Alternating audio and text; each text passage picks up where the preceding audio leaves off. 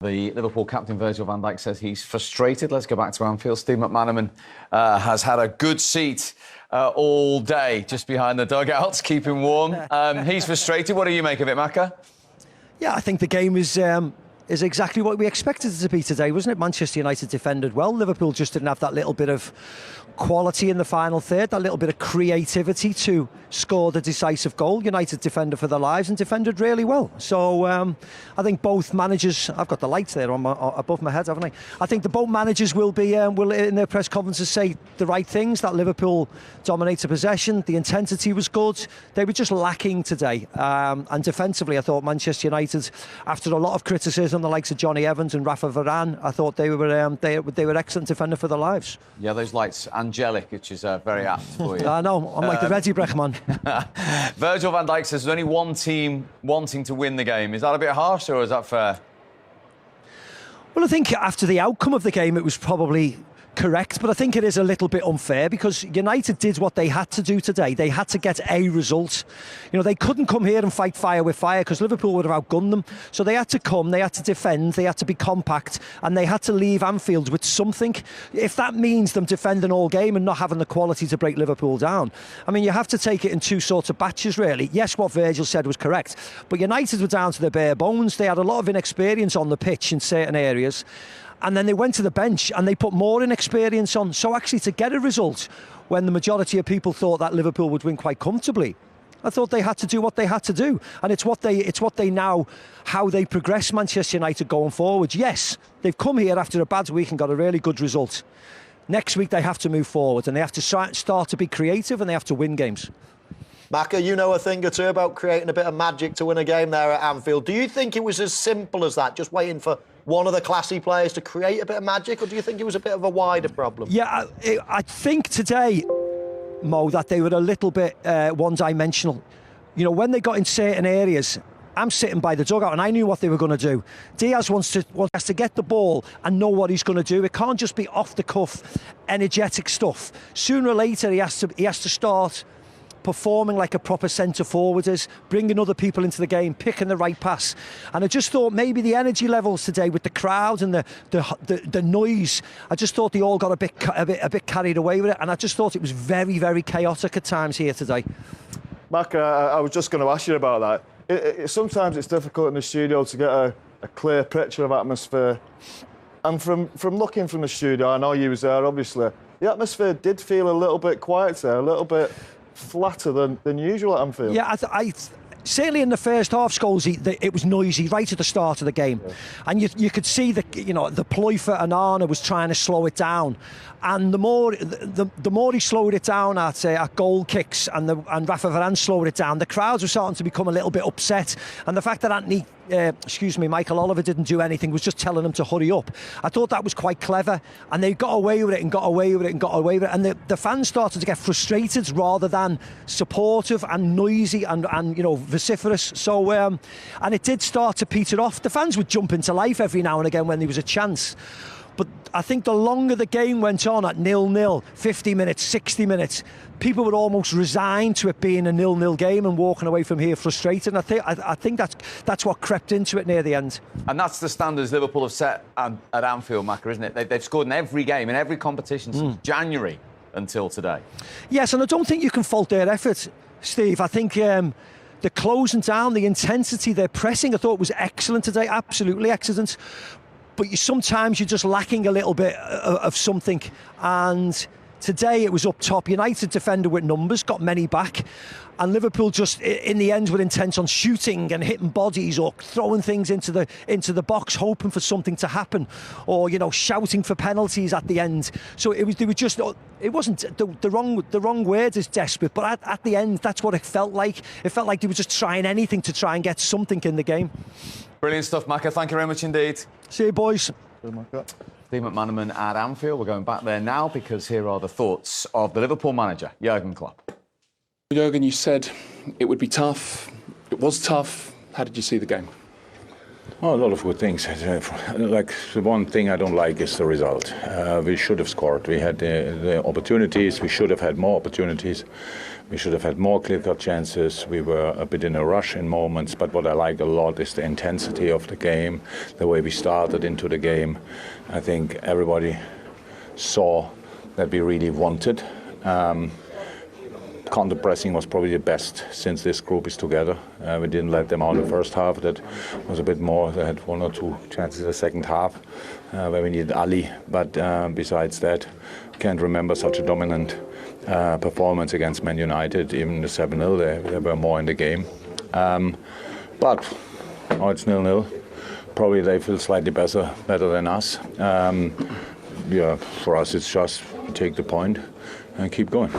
You said beforehand that the counter press would be key and that Man United would be compact. Was it the type of game you expected? Yeah, absolutely. If we play like this, then it's difficult for the opposite team to get out of their own half. And the thing is, we had a few shots from distance. It's always clear when you score the goals we scored against Fulham.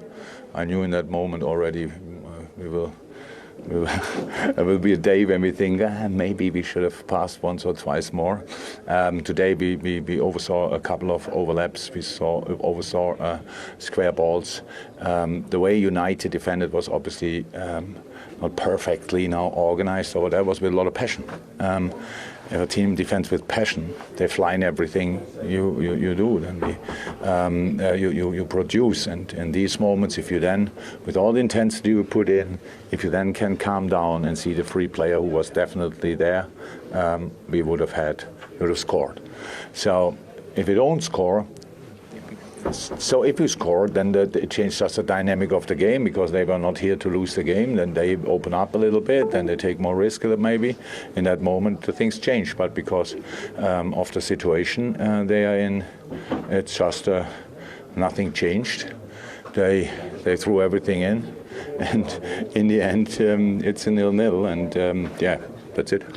Tell us about how you tried to affect the match. From the sideline, made a double change around about the hour, which also seemed to involve Trent going into midfield, Salah up top. Then a bit later, Jones and Elliott came on. So what are you trying to impact there? Well, when you play against a team with obviously man marking in a lot of areas of the pitch, then each little tactical change can have an influence. Having then all of a sudden, for example, Joey immediately there for the proper right wing, moving more inside, together with Darwin first, and having Cody in the half space. Then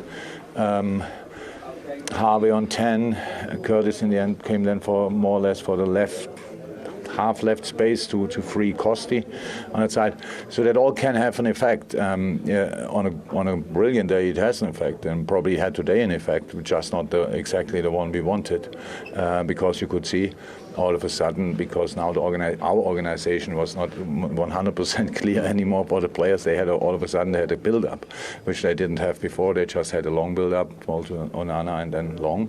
All of a sudden they found MRBEAR and these kind of things, and that gives you then some other things to sort. But I thought the boys played a really, really good game. If we score a goal, this game would have been absolutely brilliant, but we don't, and so now we have to take that. In the lead up to the match, from us, not from you, I have to say, there was a lot of talk, obviously, 7-0 last time, Manchester United are not in good form, Liverpool will run all over them. Do you think your team dealt well with that? Yeah, the mood around the match, the expectation? I think you overestimate your influence slightly. We couldn't be bothered about what you say, to be honest.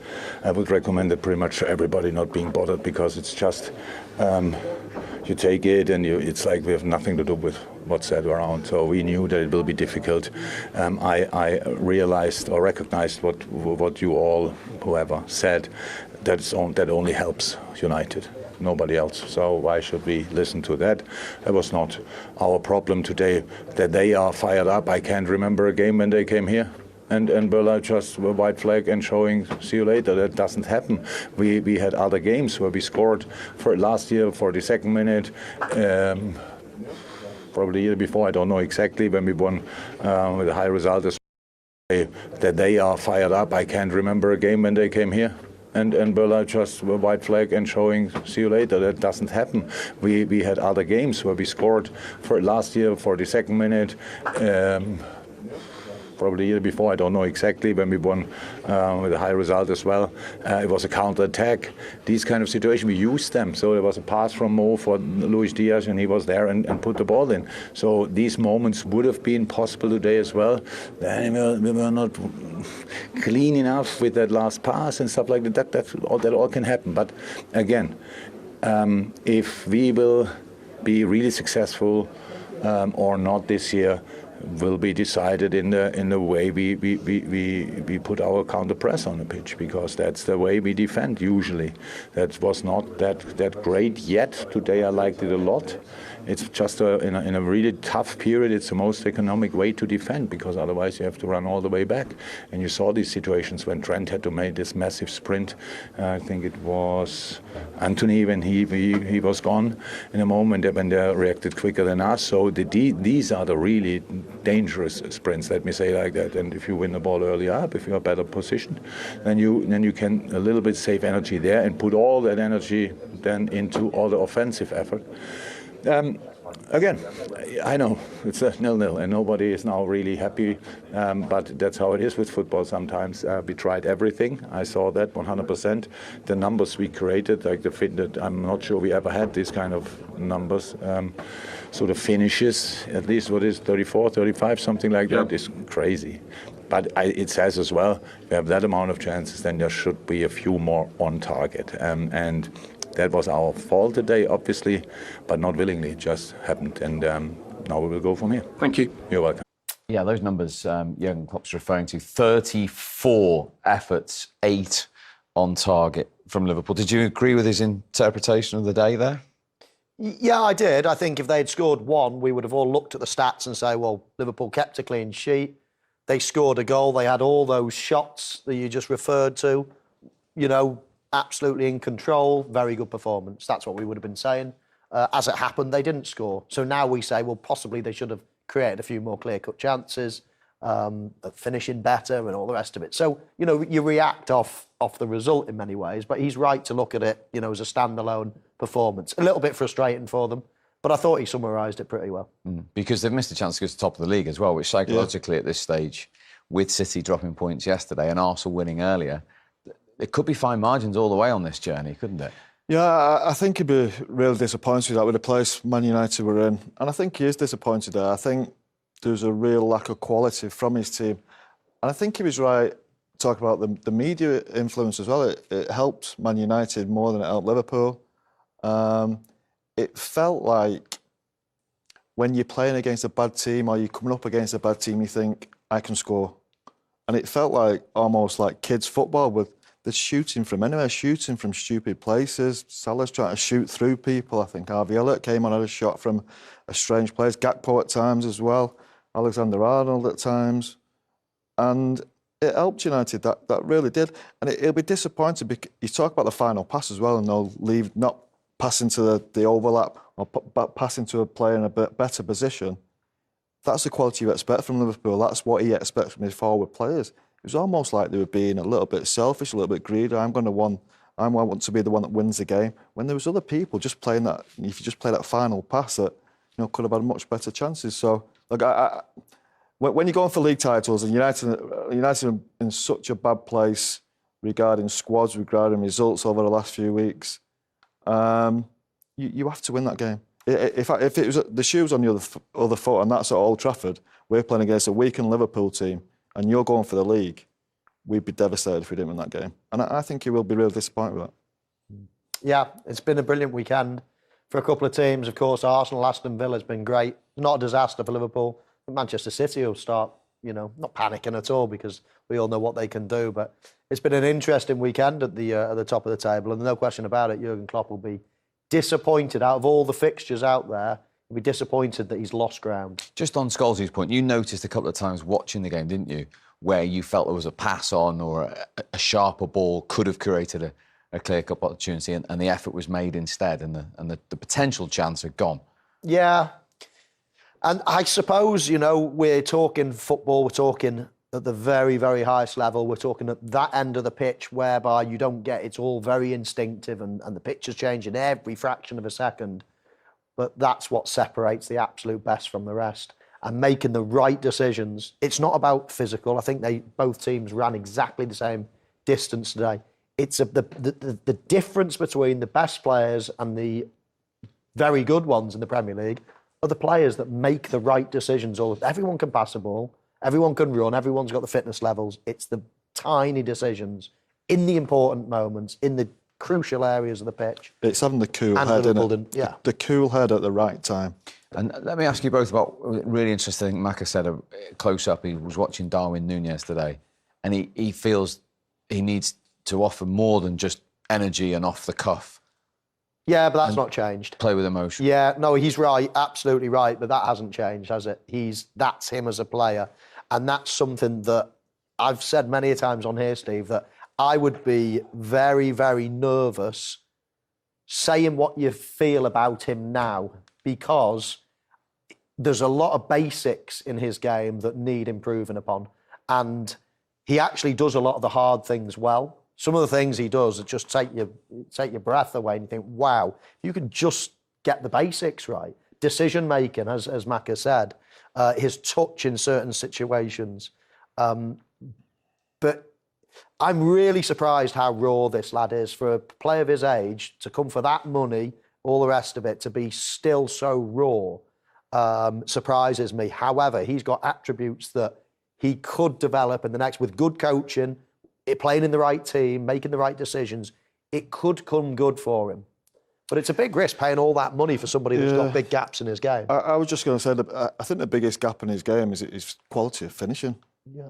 And as a centre forward yourself, that's a bit of a problem. Yeah, and I'm saying, can you see that improving at this stage? Because I think sometimes it's on instinct a lot, isn't it? And amount of times Michael goes through, he does the right finish, he makes the right finish. This lad, I'm not sure what he's going to do. I don't think he really knows what the right finish is. But on the other hand, he's got the energy, and for Liverpool, they like that. They love centre forwards who run about. But ultimately, being a centre forward, you've got to score goals, and he gets in some great positions. You never fancy him to score, and I don't think his technique, finishing-wise, is good enough. Yeah, he's lovely and direct. He's a very good volleyer of the ball. Strikes the ball clean. But as you say, his finishing is instinctive, and his touch as well in certain tight situations is quite sloppy. So there are things, but I used to feel as if everything was instinct with finishing. You either got it, you're either born with it, or you haven't. But the longer I've been in the game, the more I feel as if you can improve certain situations. Whether you can improve how much he's got missing in his game is another matter. But you see Mo Salah as a Chelsea player back in the early days. I mean, he couldn't hit a barn door. I mean, he was really, really poor finisher. Now he's incredible. So you can improve it. But he's got a lot of improvement to come in his game. But as I say, I always go back to it. He does some things that take your breath away. So he could make you look silly if you poured scorn on his game. I think as a centre forward, though, finishing, it's all about having that clear head at the right time. The best have it. I'm not sure this lad. That's what Michael was saying. He's too emotional, he thinks, doesn't he? He is emotional. Yeah, he's emotional. He often makes the wrong choice. But as I say, Liverpool fans like him, and people will like what he does, what he brings to the team. But lacking that bit of composure, that little bit of when you go clean through or you've got a chance, all of a sudden your mind just becomes clear and you know exactly what you're going to do. Michael could do that. The best centre-forwards can do that. I'm just not sure that's ever going to be in his game. Playing alongside Mo Salah probably helps, because goal scoring isn't really a massive problem for this team. Yeah. But if Mo Salah left, and let's say he went to Saudi, in the summer or something, and I'm not stirring the pot. Or let's say he retires in 3 years, whatever. Let's just say when he eventually leaves, he's not going to be there forever, of course. That then will put him into sharp focus. Then that Liverpool will be thinking, right, where are we going to replace 25 goals in the league every single season? Do you think he can do that? No, that's when the pressure will probably be ramped up even more. Do you think he's capable of doing that? Not at the moment. No. Fascinating discussion. OK, we've heard from Jurgen Klopp there. Extensive thoughts. Well, Eric, I guess in difficult moments, there are certain things a team needs to show: heart, fight for the badge, character. Did your team show all of those things today? I think you have to fight always for the badge. And it doesn't matter if it's a tough moment, you have to do it in every game. And I think that's our challenge, to be consistent in that way. Because we play in very high highs and also sometimes in very low lows. And it can't be. If you want to achieve in the end of the season something, you can't be, say, below certain limits. And so we have to get the consistency in. Okay, so what did you think of today's performance? It's a very good performance, and see the results from Liverpool at home. And when you then get away with a clean sheet, I think we defended as a team so good. We almost didn't allow them any chance, especially not from open play. Some from set plays we had. So I think we did it brilliant. And then what you wish is, and that is what we have to add to our game, more often from ball gains, get so 2, 3, 4 passes in, and then you can really hurt them. And now we got that by the end in the second half with a very good chance from Garnacho, even a better chance with Rasmus Højlund, the one-on-one, and then you can even take the points from here. But we are pleased with the performance, and I must say I was very pleased with the performance of the team. Yeah, I mean, there's an argument, you mentioned it there, that Højlund's chance is the best chance of the match, isn't there? It is, and you know it will come, but first you have to believe that. And so for a couple of weeks ago we were on the same point against Newcastle United, but then we allowed them to score a goal because we in one moment we lose focus, we're switching off. But so today is really huge. So that is what the team has to take from it. Never switch off, keep the discipline, and if you do that, then you can even win the game. You had a couple of new partnerships out there today in key areas, at centre-back and in midfield as well. So how did those guys do? I think very well. Rafa Varane, Johnny Evans, they played a brilliant game. I don't think they played ever together apart from training, but yeah, they know, and you see they are very experienced. And also Mainu and MRBEAR in midfield. As well, but I would say about the individual performance, but communication is so important there. And of course also in the midfield, Amrabat and Kobbie Mainoo, I think both they did also very good. Yeah, I mean, tell us about Mainoo. You've trusted him now, 18 years old, in 3 big away games. What does he have as a player? He has some calmness and composure, and I said before, his biggest qualities is his scanning.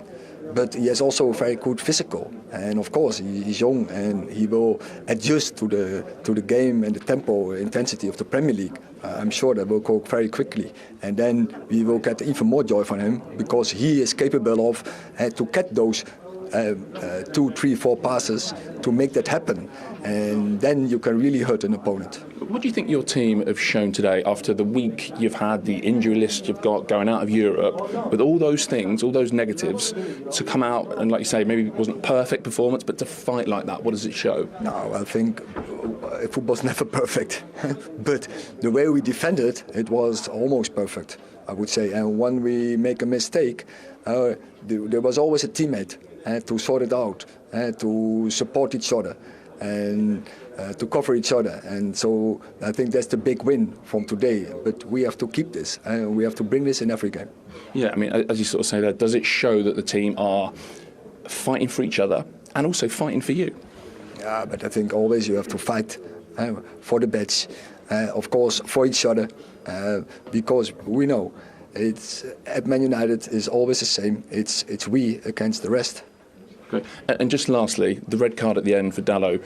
We're told 2 yellows for dissent. What have you been told? What do you make of it? You judge it, so I leave it with you. Okay, you don't want to go into it? So I leave it with you. He'll leave it with us, so we'll have a look. Diogo Dalot, 2 yellows in 10 seconds. What did you think? It's stupid, really. Look, he's got a case. I do actually think the ball does come off Mo Salah, I think it was. Yeah, Mo Salah it was. And that's his reaction now. That's his first reaction, which is wrong. You get booked for that.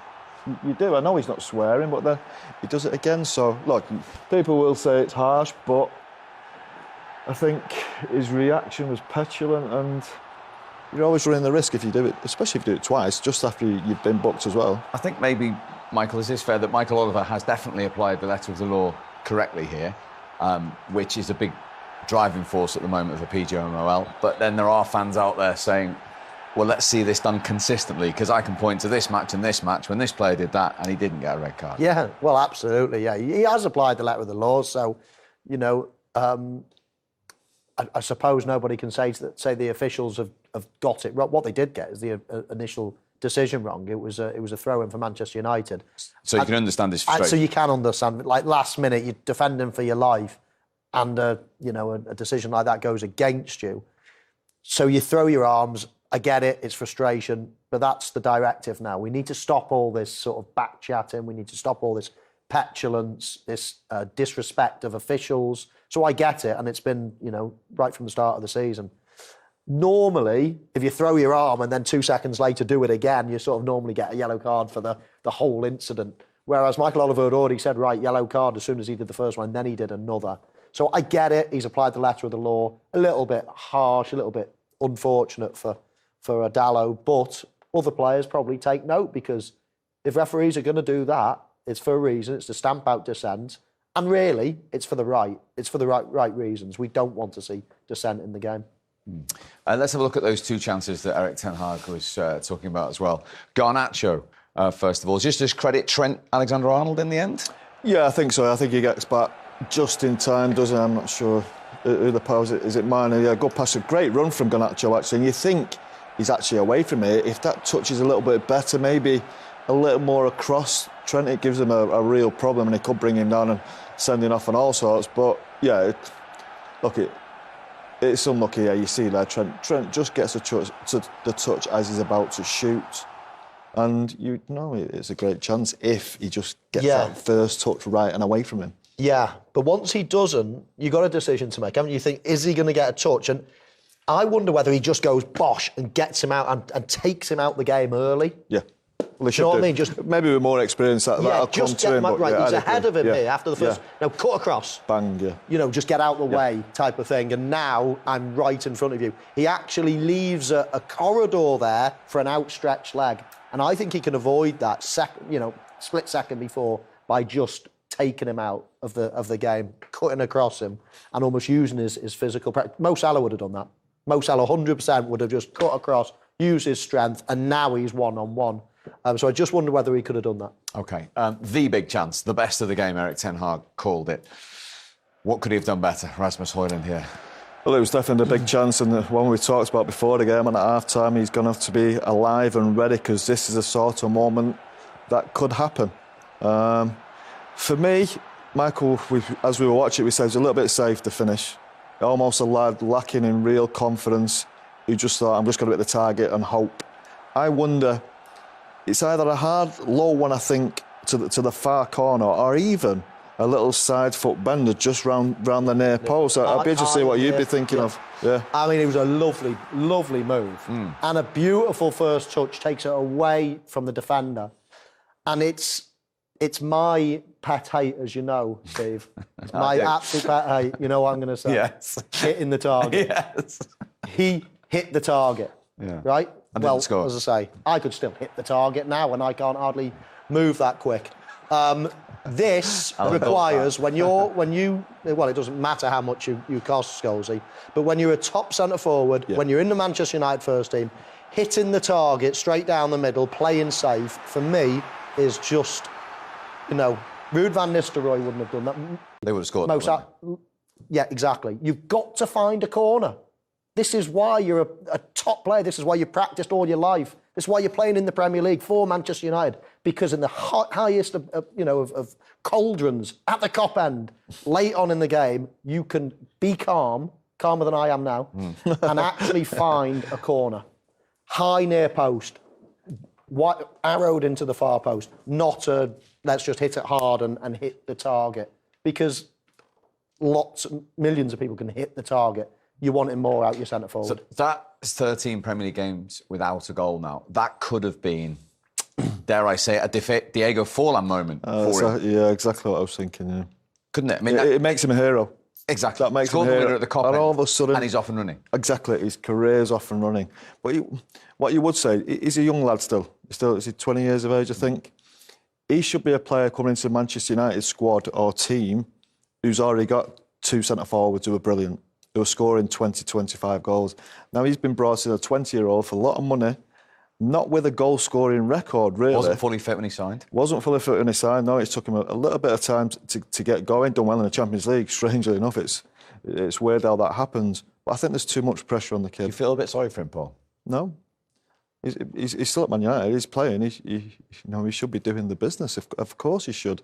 No, I mean the fact that he's not perhaps ready for that senior responsibility. Yeah, I am a little bit. Look, if we looked at our squad, we always had 4 brilliant centre-forwards. I think if he comes into our squad with Michael Owen and Wayne Rooney or Andy Cole and Dwight York, brilliant. He's perfect for that because I think he's had 4 clubs. He's 20 years of age and he's been brought as a goal scorer. He's not really got a goal-scoring record, and the evidence that we're seeing so far suggests that probably a little bit similar to the Darwin Núñez situation, that he doesn't look a natural finisher. Now, I think he's still young enough for him to learn and get better at that. But as you say, he could have been a hero today. 1 goal, 1 chance, 1 goal, Liverpool away. And then the other side of that, the longer this goes on, however many games it is it going to be harder for him to find that goal? Probably a little bit similar to the Darwin Núñez situation, that he doesn't look a natural finisher. Now, I think he's still young enough for him to learn and get better at that. But as you say, he could have been a hero today.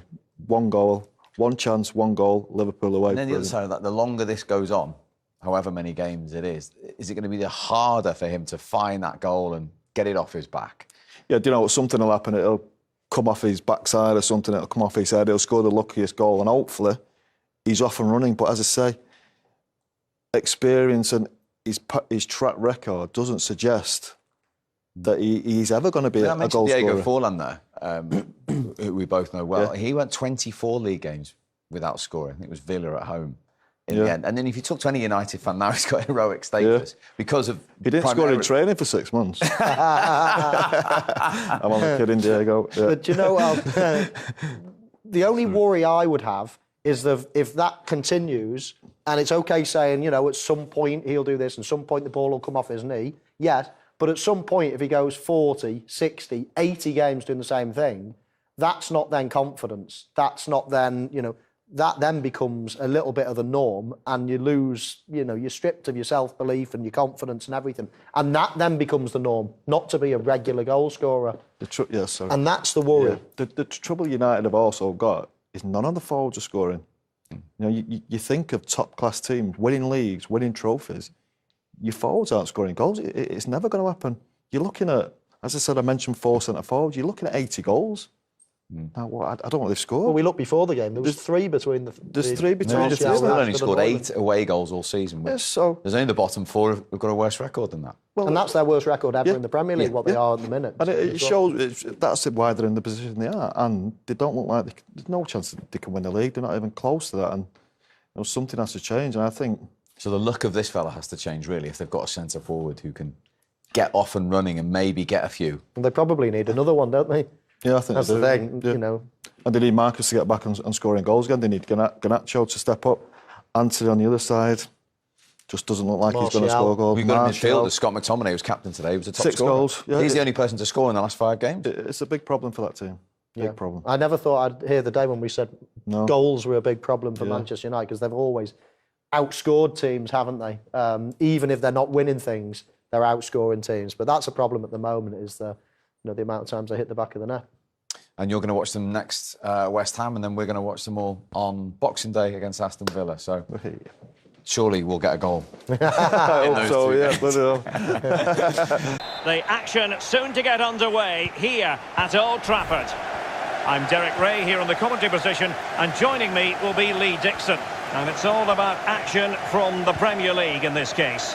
It is Manchester United taking on Liverpool. Yeah, thanks, Derek. Should be a good game, this one. I always wanted to start the game on the front foot, fast play, force the opposition to respond. Hopefully we get that from the start of this match. Plenty of forward momentum here, but can they produce? Well, fortune didn't favour him. Off the post and out of play. Well, he's really unlucky. It was worth an effort, that's for sure.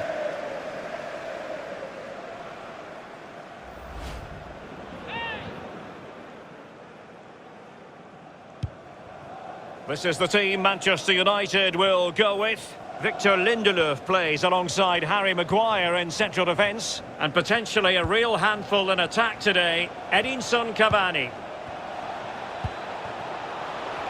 The referee has let the advantage accrue to Liverpool. Well, simple for the keeper. And this is how Liverpool start the game. Alisson begins in goal. Trent Alexander-Arnold starts with Andrew Robertson in the wide defensive areas. Jorginho Wijnaldum starts alongside Thiago in central midfield. And they line up with just the one striker looking to do a bit of damage.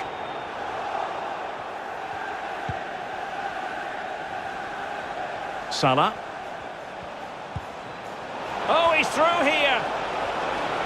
Wijnaldum. And danger still. Well, they can bring it out now. Well, listen to the Man United fans trying to urge their players on. They know how lucky they are to still be level. And he's made headway. Teammate available. And a goal!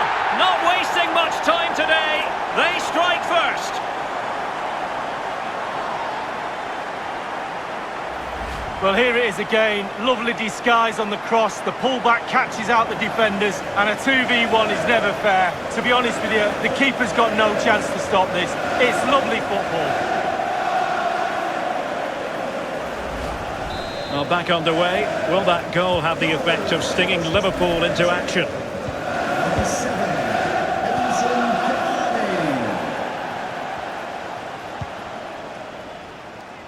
Salah. Well, that's how to break the spirit of the attacker.